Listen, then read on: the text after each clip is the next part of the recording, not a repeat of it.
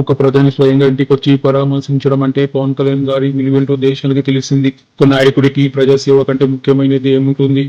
కానీ ఆ సేవ చేయాలంటే ముందు ఆరోగ్యం బాగుండాలి. ఇదే విషయాన్ని మన గౌరవ ప్రధానమంత్రి నరేంద్ర మోడీ గారు మన ఉప ముఖ్యమంత్రి పవన్ కళ్యాణ్ గారికి స్వయంగా వచ్చి చెప్పారు. హైదరాబాద్ లో పవన్ గారి ఇంటికి చేసిన మోదీ గారు ఆయన ఆరోగ్యం గురించి వాకప్ చేశారు. సైనస్ సర్జరీ, భుజం గాయాల గురించి తెలుసుకుని ఆరోగ్య విషయంలో అశ్రద్ధ వద్దు, మీరు ఈ సమాజానికి చేయాల్సింది ఎంతో ఉంది అని హితవు పలికారు. అఖిలానందన్తో మాట్లాడుతూ ఏం చేస్తున్నావు అని అడిగారు. ప్రస్తుతం మార్షల్ ఆర్ట్స్ నేర్చుకుంటున్నాను, అలాగే స్పోర్ట్స్ షూటింగ్ శిక్షణ పొందుతున్నానన్నారు. అఖిలానందన్ హిందీ కవిత విని ముగ్ధుడయ్యారు.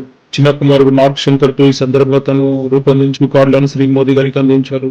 ఆద్య, పరీనా చదువుల గురించి అడిగారు. శ్రీమతి అన్నా కొలిదేల గారితో మాట్లాడుతూ కొన్ని రష్యన్ పదాలు పలికారు. మీరు మా ఇంటికి వచ్చి చూపించిన ఆప్యాయతను, ప్రేమపూర్వక సంభాషణలను ఎప్పటికీ మర్చిపోలేను అని ఇంటి పాది శ్రీ మోదీ గారికి చెప్పారు.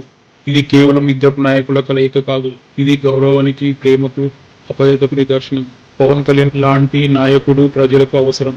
ఆయన ఆరోగ్యంగా ఉండాలని మనమంతా కోరుకుందాం. జై జనసేన, జై పవన్ కళ్యాణ్.